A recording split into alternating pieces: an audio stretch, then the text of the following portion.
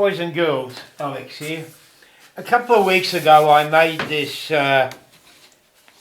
basically a platform to hold a Carvex, Festool Carvex, upside down so I could bench mount it. For whatever reason we won't go into.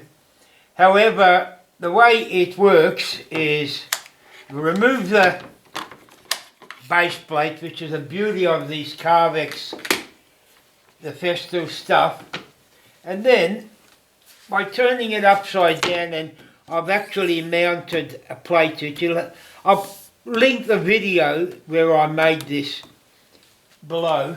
You can then just put that in there, slap that, lock it in place, and you've got your Carvex. You then put it into your bench. Where is it? How? Oh, come on.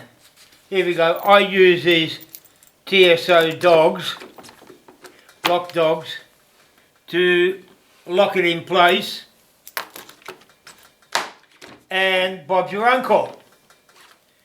Now, I took it out. I won't lock it down for the time being. Let's see how much you're seeing. Yep, there you are.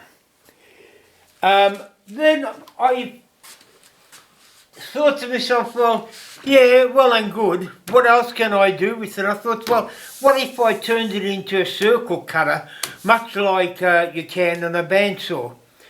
Crazy thought, because I've already got a circle cutter. Where did I put it? Here we go. And I'll put a link to this, which is use a Ryobi cordless drill. It is absolutely brilliant. No cord to get in your way. Your dust extraction goes in there. It virtually does close to 99% dust extraction. But I thought to myself, well, I wouldn't mind seeing if I could actually make a circle, because with this you've got to do multiple passes. Plunge it for thick timber, plunge it, go down a bit, circle, plunge it further, etc. I thought, well, maybe I might be able to do this with one pass. Anyway, the thought fabricated in my brain, so I came up with this unit, which again there'll be a link below it, which will let you do a circle, use it as a circle cutter. And again, these will lock into place with these TSO dogs. And I will lock them down for the time being.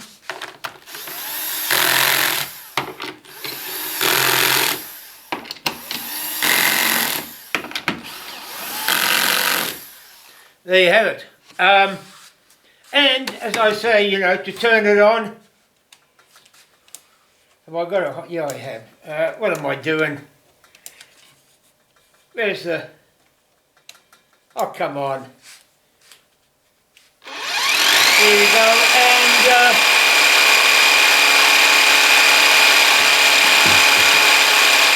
as you can see,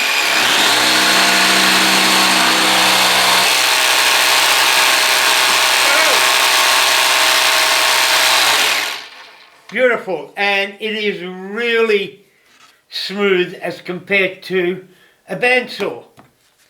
Trouble is no dust extraction, but let's not worry about that for the moment. The thing in the video, I demonstrated how I cut a circle. Then I went bloody stupid and cut it into sort of like a pseudo puzzle, jigsaw puzzle for the hell of it. However, the problem with this was done on a through hole whereby you could control this. Now, I was just wondering what would happen if I could do it on a blind hole. Well, I tried that, but stupid me drilled right through, so I didn't have a blind hole. I've since plugged it, And I thought, well, I'll still use this piece to demonstrate how I would go about cutting a hole.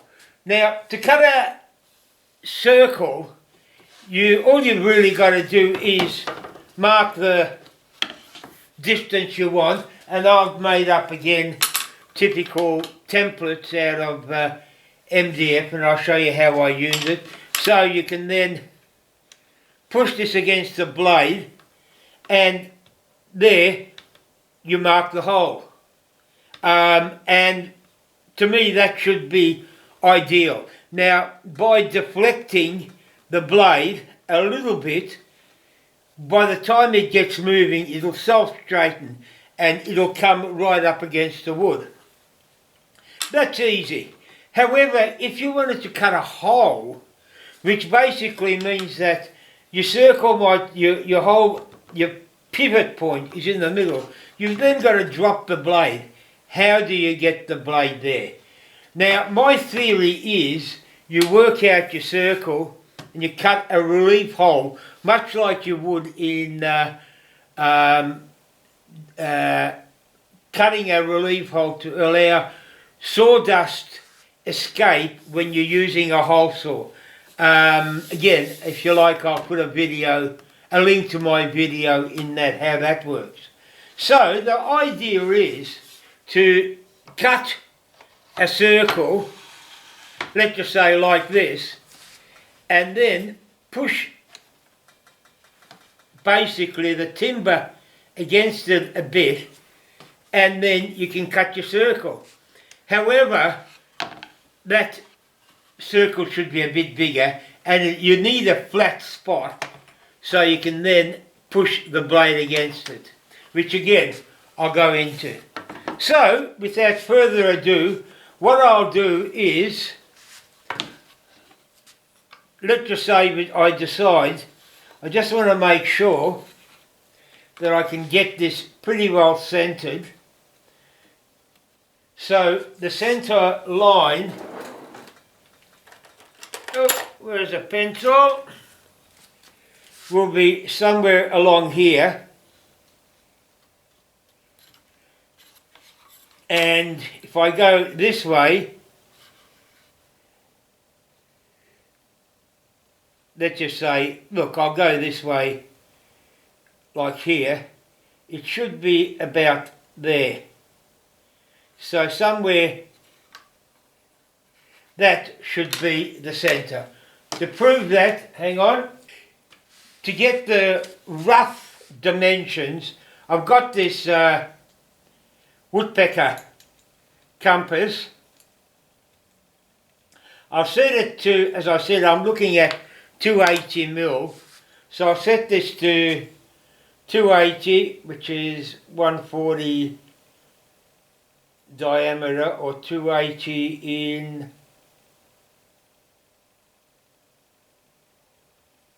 circumference, diameter. Okay, so hopefully, let's move that out of the way, put that in there. If I put this on here, let's just say this is, well, not say, this is the centre. The circle should be, wrong pencil, my woodpecker pencil, put that tip in there, hold that down, and let's mark the circle, just a rough line, just so I get an idea of where, oops, it's going to go. Oh, come on, stay down there. Just want to make sure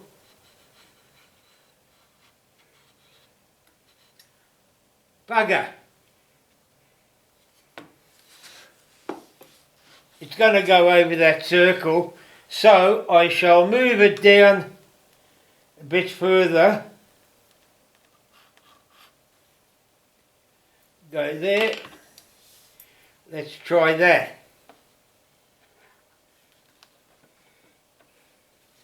Bloody blade is in the way. So let's try that again. I'll try and keep a light circle, still in the way.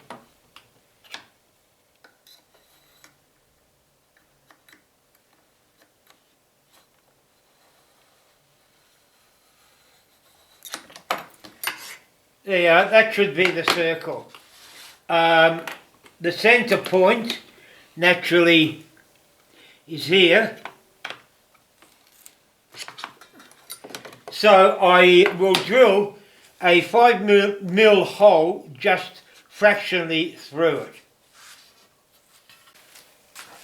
Got my 1/8 Allen key. Look, you'll have to probably work out your own pivot mechanism. This is mine, and oh, hang on.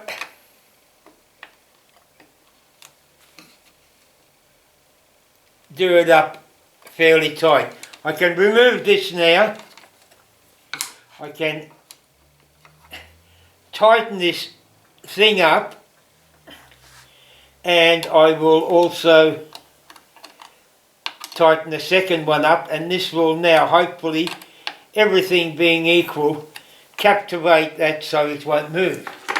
Now, what I need to do is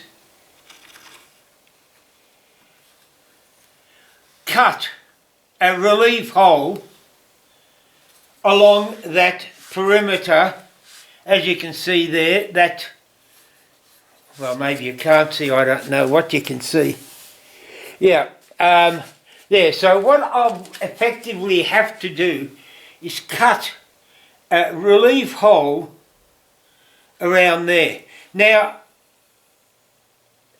ideally, that's the optimum place to put it, only because there's less wastage. You know, I can make a bigger hole, and the bigger the hole is, the flatter that curve there is going to be, which is what I've got to put the blade against. So I shall go and get something like a 35mm Forstner bit and cut a hole through there and come back with that hole. The 35mm hole has been cut, so let's just hope we've got this semi-right. Now what I've got to try and do is line up this hole, and that is going to be the hardest part. Well, I got it lined up, and well, let's give it a try. I was trying to do, look, let's not worry about what else, but here we go.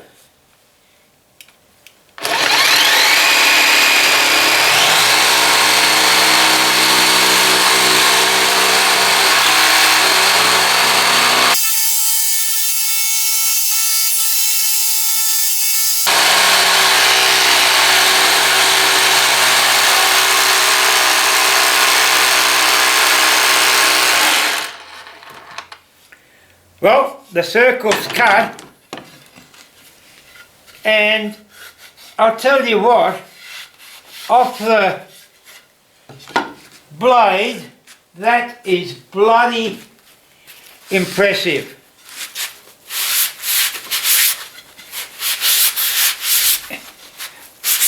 I'm just giving it a quick sand, and you'll never get this type of a cut off a bandsaw. Look, I reckon that'd have to be sanded. There's no question about it. And where's my ruler? Oh, come on. All right, bloody tape measure I'll have to do.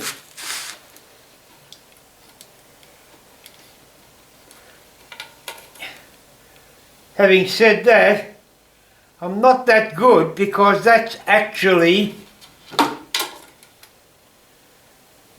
286. So where did I go wrong? Going from there to there, that should be 140. Should I have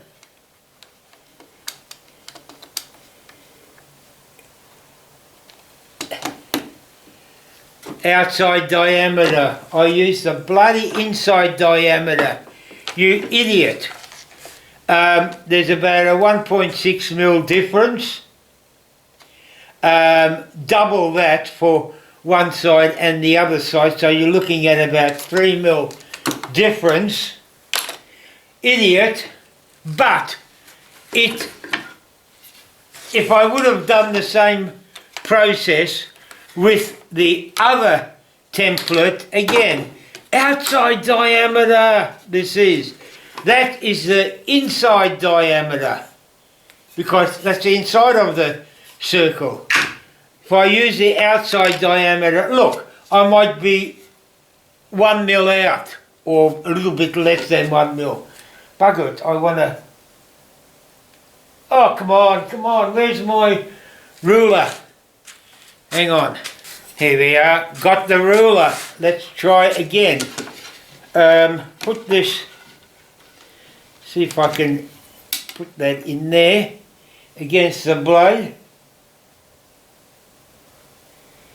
Okay, now against the blade, which is a better measurement, I'm getting 287. Now, as I said, the thickness of this is roughly 1.5. Take off the 3. That is bloody accurate as far as I'm concerned. Alright, there's that hole in there which I buggered up. The hole is still under there. That is pretty neat. And as you saw, one pass. With the router, that would probably take me 3 or 4 passes. Yes, I make no bones about it. I'd probably put this onto a my disc sander to trim it up a bit. Look, I can actually feel a small step. Hang on. Let's see whether that will make any difference. Where's that small step? Turn this on.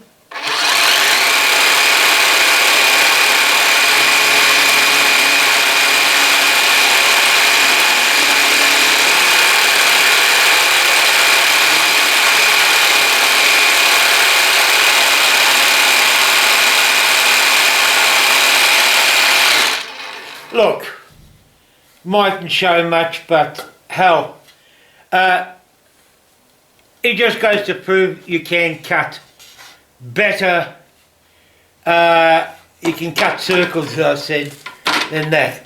Alright, that's it. I think I've wasted enough of your time. I'm happy.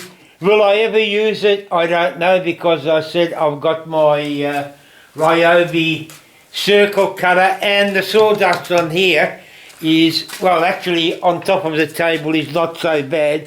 Underneath is quite a bit, and again, while I could maybe rig up some dust, well, I could potentially rig up some sort of dust extraction underneath if I really wanted to.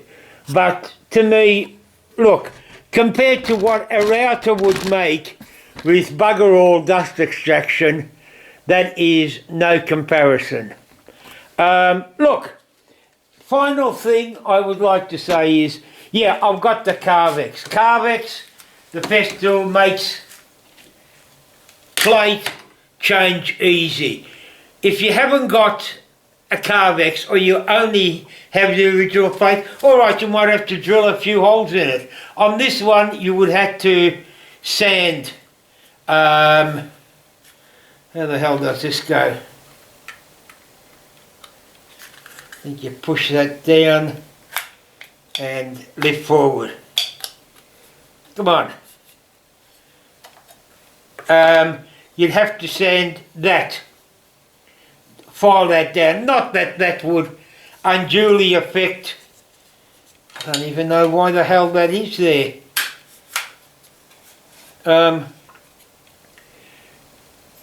Yeah. Oh look, shut up Alex, Uru, and keep safe.